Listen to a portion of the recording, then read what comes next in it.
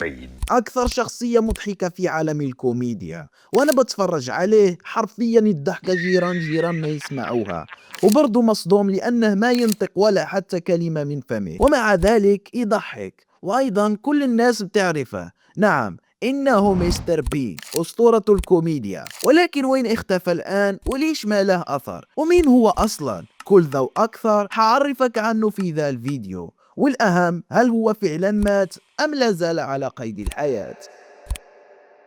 طيب مين هو مستر بين أو روان أتيكسيون؟ كلنا نعرفه، مو محتاج أننا نعرفه، ولكن بدي أعرفك على معلومة بسيطة، واللي هي أن مستر بين مش مجرد شخصية غبية كما تعلم وتشاهدها في التلفاز، لا، بل شخصية ذكية وذكية جدا، وحتى أنه تخرج من جامعة نيوكاسل المشهورة، بس هو اتبع شغفه بالتمثيل وترك دراسته ومساره الدراسي ودخل ذا المجال كما نعرفه بشخصية مستر بين. وأول حلقة له انعرضت وجابت تفاعل ما هو طبيعي أبدا، والشركات برضو تفاعلت مع ذا الموضوع وأحبت شخصية مستر بين. وقررت أنها تكمل معاه وتكمل دي السلسلة، بس الغريب في الأمر أنه إجمالي حلقة مستر بين هو فقط 18 أو 28 حلقة، يعني متخيلين الأمر 28 حلقة وبس، وين ما رحت تلاقي صغير كبير يعرف مستر بين. تشوفون القوة؟ وكل ذو هو صامت وما يتكلم، وكل حلقاته نفس الأمر ولا حتى كلمة، ولكننا نفرض ضحك ونضحك من أعماقنا.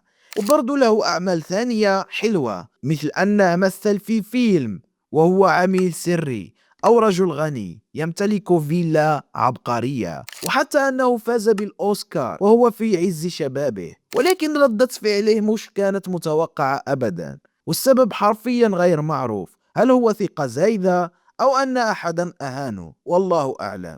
وبدون ما ننسى النسخة الكرتونية الخاصة به، يلي حتى هي سوت محاكاة لحياة مستر بين بنفس الأسلوب المضحك، وبرضه هي بوم فجرت وارتفعت، وكل طفل من الأطفال صار يعرف السلسلة ويشاهدها، وبكذا مستر بين أصبح مية مية رمز للكوميديا ومنافس كبير لتشارلي تشابلين على لقب ملك الكوميديا الصامتة. ولكن مع بداية سنة 2018 حتى وقتنا وزماننا هذا أصبح اسم مستر بين ينسى ويفقد من الذاكرة، ونادرا ما حتشوف أو تجد مقطع له في اليوتيوب أو أي منصة من المنصات. فإيش السبب؟ طيب أولا في الصورة كثير ناس نشروها بينهم وقالوا أنه مريض بالسرطان ومريض جدا ويمكن يموت، وتخيلوا أنا ما قلت أنه AI وصدقت الأمر، بس دي الصورة قديمة، حتى أن ال AI ما كان مشهور أو معروف، ولكن بعد بحث قصير لقيت أن الصورة مفبركة أصلا ومعدلين عليها، وذي هي الأصلية. طيب لو كانت الصورة مزيفة، أين هو مستر بين الآن وأين اختفى؟ اصبر وهدي شوي واسمعني منيح يا عزيزي المشاهد. السبب الحقيقي وراء اختفاء مستر بين، أو بالأحرى قلة ظهوره، هو أنه خلاص أصبح كبيرا في السن وقرر يتقاعد، بل وحتى أن آخر فيلم له بعنوان مان فيس بي، أي رجل ضد نحلة، حصل على شهرة واسعة، وذا الفيلم أصدر وأنتج في أواخر سنة 2022، وكما قلت لكم أنه أصبح كبير في السن وقرر يتقاعد وما يظهر كثيرا. ذا هو السبب الحقيقي والمنطقي وراء اختفاء مستر بين، واحتمال أنه يكون مات هو احتمال ضئيل جدا، وذي الإشاعة انتشرت في 2019 وأعطوه مرض السرطان والعياذ بالله، الله يحفظنا ويحفظكم. فلو لقيت أحد يقول لك أن مستر بين مات فقل له انقلع يا شيخ يلا.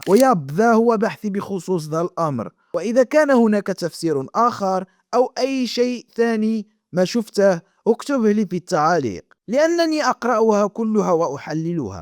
وكخلاصة، مستر بين سواء حي أو ميت يبقى أكثر وأنجح الكوميديين الذين استطاعوا أن يضحكوننا دون نطق ولا حتى كلمة، ومستر بين مثال أعظم عن ذا الشيء. وما حننسى الأيام الجميلة يلي عشناها معه في طفولتنا وحتى في كبرنا، سواء كنت طفلا أو كبيرا أو عجوزا فأنت تعرف مستر بين.